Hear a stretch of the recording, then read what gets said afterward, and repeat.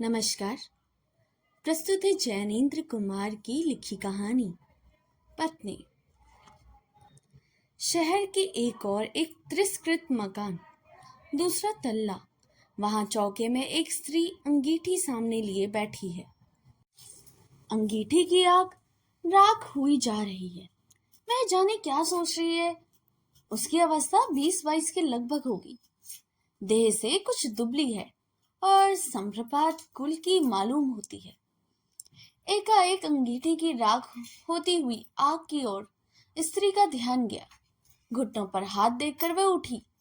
उठकर कुछ कोयले ले आई।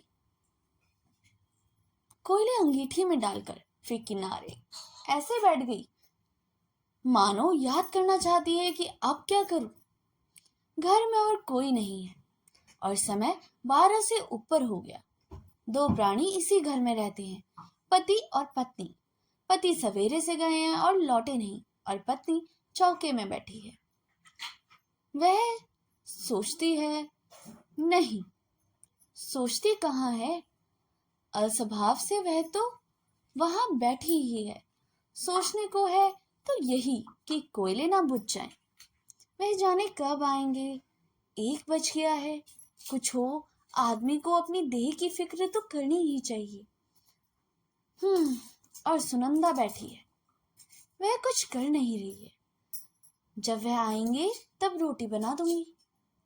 वह जाने कहाँ कहाँ देर लगा देते हैं और कब तक बैठूं। मुझसे नहीं बैठा जाता। कोयले भी लहक आए हैं और उससे झल्ला कर तवा अंगीठी पर रख दिया। नहीं, अब वह रोटी नहीं बना ही देगी। उसे जोर से खींचकर आटे की थाली सामने खींच ली और रोटी बेलने लगी। थोड़ी देर बाद उसे जीने पर पैर की आहट सुनाई दी। उसके मुख पर कुछ तल्लीनता आई। क्षण भर वह आभा उसके चेहरे पर रहकर चली गई और फिर उसे भांति काम में लग गई। कालिंदी चरण आए, मतलब उसके पति आए। उसके पीछे पीछे 3 उनके मित्र भी आए। ये आपस में बातें करते चले आ रहे हैं और खूब गर्म थी। कालिंदी चरण मित्रों के साथ सीधे अपने कमरे में चले गए। उनमें बहस छिड़ी थी। कमरे में रुकी हुई बहस फिर से छिड़ गई। ये चारों व्यक्ति देशोद्वार के संबंध में बहुत कटिबद्ध है। चर्चा उसी सिलसिले में चल रही है। भारत माता को स्वतंत्र करना होगा और नीति और अनीति, हिंसा अहिंसा को देखने का यह समय नहीं है। मीठी बातों का परिणाम बहुत देखा। मीठी बातों से बाघ के मुंह से अपना सिर नहीं निकाला जा सकता। उस वक्त बाघ का मारना ही एक इलाज है। आतंक, हाँ आतंक। हमने क्या आतंकवाद से डरना होगा? लोग हैं जो कहते हैं आतंकवादी मूर्ख हैं। वे बच्चे हैं। हाँ, वे बच्चे हैं। बच्चे और मूर्ख। उन्हें बुजुर्गी और बुद्धिमानी नहीं चाहिए। हमें नहीं अभिलाषा अपने जीने की। हमें नहीं मोल बाल बच्चों का। हमें नहीं गर्ज धन दौलत की। जब हम अपने मरने के लिए आजाद क्यों नहीं है? जुल्म को मिटाने के लिए कुछ जुल्म होगा ही ना। उससे भी डरे क्यों जो डरते हैं। डर हम जवानों के लिए नहीं है। फिर वे चारों आदमी निश्चय करने में लगे कि उन्हें खुद क्या करना चाहिए। इतने में कालिंदी चरण को ध्यान आया कि ना उससे खाना खाया है, ना मित्रों को खाने के लिए पूछा है। उसने अपने मित्रों से माफी मांगकर छुट्टी ली और सुनंदा की ओर चला गया। सुनंदा जो उसकी पत्नी है। सुनंदा, जी हाँ, वहां है। वह रोटी बना चुकी है। अंगीठी की कोयले उल्टे तवे से दबे हैं। माथों की उंगलियां पर टिकाकर यह बैठी है। बैठी बैठी सूनी सी देख रही है। सुन रही है कि उसके पति कालिंदी चरण अपने मित्रों के साथ क्यों और क्या बातें कर रहे हैं। उसे जोश का कारण समझ में नहीं आता। उत्साह उसके लिए अपरिचित है। वे उसके लिए कुछ दूर की वस्तु है। स्पर्शनीय और मनोरम और हरियाली। यह भारत माता की स्वतंत्रता को समझना चाहती है पर उसको ना भारत माता समझ आती है, ना स्वतंत्रता समझ में आती है। उसे इन लोगों की इस जोरों की बातचीत का मतलब ही समझ में नहीं आता। फिर भी उत्साह में उससे बड़ी भूख है। जीवन की हौस उसमें बुझती सी जा रही है, पर वह जीना चाहती है। उसमें बहुत चाह है कि पति उससे जो कुछ देश की बात करे। उसमें बुद्धि तो जरा कम है, फिर धीरे धीरे क्या वह भी समझने नहीं लगेगी। सोचती है कम पढ़ी हूं तो इससे मेरा ऐसा क्या कसूर है। अब तो पढ़ने को भी मैं तैयार हूं, लेकिन पत्नी के साथ पति का धीरज खो जाता है। खैर, उसने सोचा कि उसका काम तो सेवा है। बस यह समझकर जैसे कुछ समझाने की चाह ही छोड़ दी। वह अन्याय भाव से पति के साथ रहती है, फिर कभी उनकी राह के बीच में आने को नहीं सोचती। वह एक बात जान चुकी है कि उसके पति ने अगर आराम छोड़ दिया है तो घर का मकान छोड़ दिया है। जानबूझकर उखड़े उखड़े और मारे मारे जो फेरते हैं, उसमें वह कुछ भला ही सोचते होंगे। इसी बात को पकड़कर वह आपत्ति शून्य भाव से पति के साथ विपदा पर विपदा उठाती रहती है। पति ने कहा भी है कि तुम मेरे साथ दुखी क्यों उठती हो, तो वह सुनकर चुप रह गई। सोचती रह गई है कि देखो ये कैसी बातें करते हैं। वह जानती है कि जिसे सरकार कहते हैं, वह सरकार उसके तरह के कामों में बहुत नाराज है। सरकार सरकार है, उसके मन में कोई स्पष्ट भावना नहीं है कि सरकार क्या होती है। पर वह जितने हाकिम लोग हैं वह बड़े बड़े जबरदस्त होते हैं और उनके पास बड़ी बड़ी ताकतें होती हैं। इतनी फौज, पुलिस के सिपाही और मजिस्ट्रेट, मुंशी, चपरासी, थानेदार और वायरस, ये सब सरकार की ही है। इस सबसे बड़े कैसे लड़ा जा सकता है। हाकिम से लड़ना ठीक बात नहीं है, पर वह उसी से लड़ने तन मन से बिसार बैठे हैं। खैर, लेकिन ये सब के सब इतने जोर से बोलते हैं, उसको यही बहुत बुरा लगता है। सीधे साधे कपड़ों में एक खुफिया पुलिस का आदमी हरदम उनके घर के बाहर रहता है। ये लोग इस बात को क्यों भूल जाते हैं, इतने जोर से क्यों बोलते हैं। बैठे बैठे ये इसी तरह की बातें सोच रही है। देखो, अब 2 बजेंगे। उन्हें ना खाने की फिक्र है ना मेरी फिक्र। मेरी तो खैर कुछ नहीं, पर अपने तन का ध्यान तो रखना चाहिए। ऐसे ही बेपरवाही से तो बच्चा चला जाएगा। उसका मन कितना भी इधर उधर डोले, पर अकेली जब वह होती है तब भटक भटक कर वह अपने मन अंत में उसी बच्चे के अभाव पर आ जाती है। तब उसे बच्चे की वही बातें याद आती हैं। वे बड़ी प्यारी आंखें, छोटी छोटी उंगलियां, नन्हे नन्हे होंठ याद आती हैं। अटखेलियां याद आती हैं। सबसे ज्यादा उसका मरना याद आता है। ओह, यह मरना क्या है। इसे मरने की तरफ उसे देखा नहीं जाता।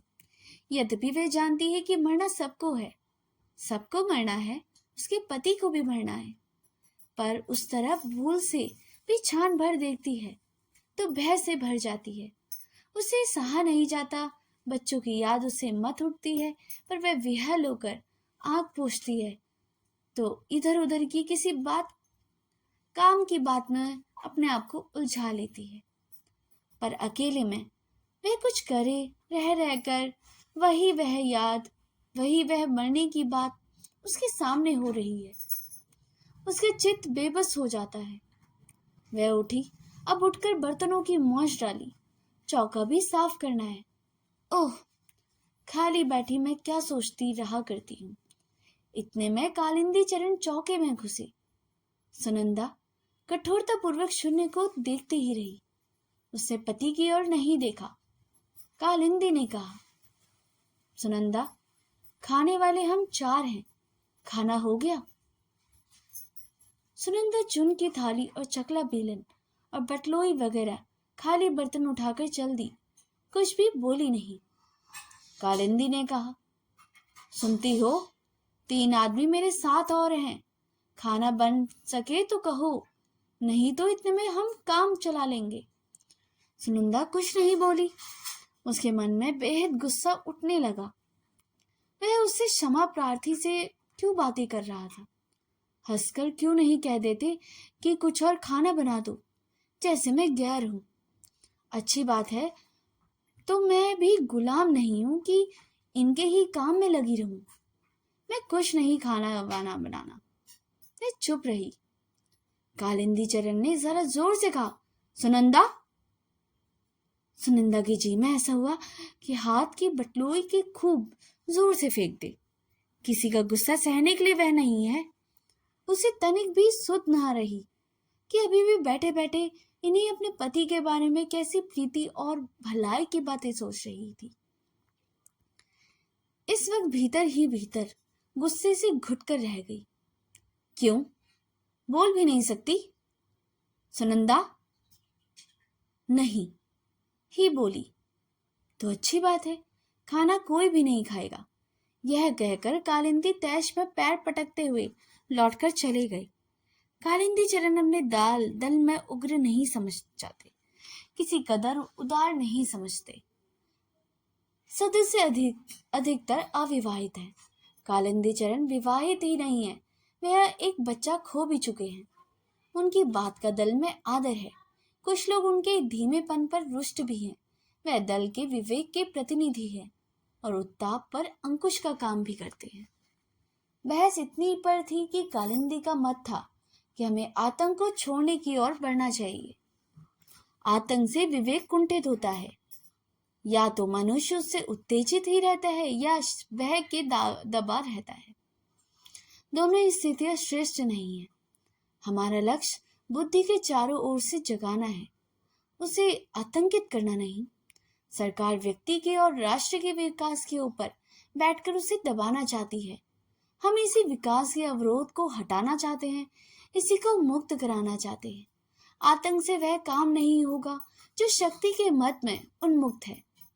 असली काम तो उसकी मद उतारने और उसमें कर्तव्य भावना का प्रकाश जगाने का है।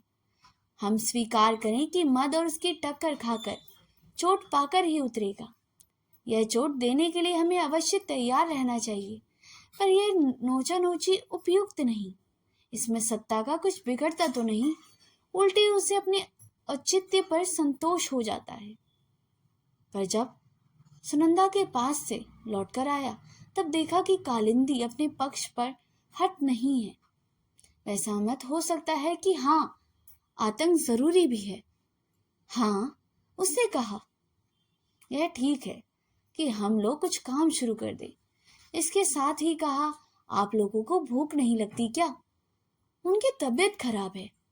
इसमें यहाँ तो खाना नहीं बना। बताओ क्या किया जाए? कहीं होटल चलें?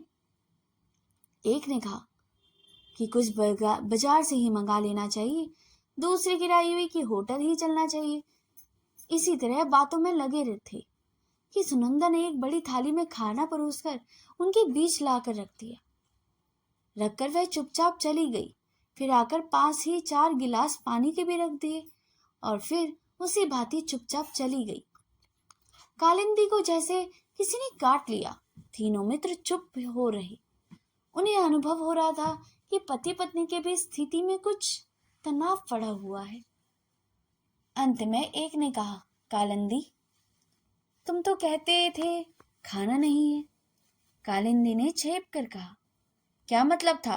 काफी नहीं है? दूसरे ने कहा, बहुत काफी है, सब चल जाएगा। देखो कुछ और हो तो। कहकर कालिंदी उठ गया। आकर सुनंदा से बोला, यह तुमसे किसने कहा कि खाना वहां ले जाओ? मैंने क्या कहा था? सुनंदा कुछ ना बोली। चलो उठाकर लाओ थाली। हमें किसी को यहाँ नहीं खाना है, हम होटल जाएंगे। सुनंदा नहीं बोली। कालिंदी भी कुछ देर गुम खड़ा रहा। तरह तरह की बात उसके मन में कंठ में आती थी। उसे अपना अपमान मालूम हो रहा था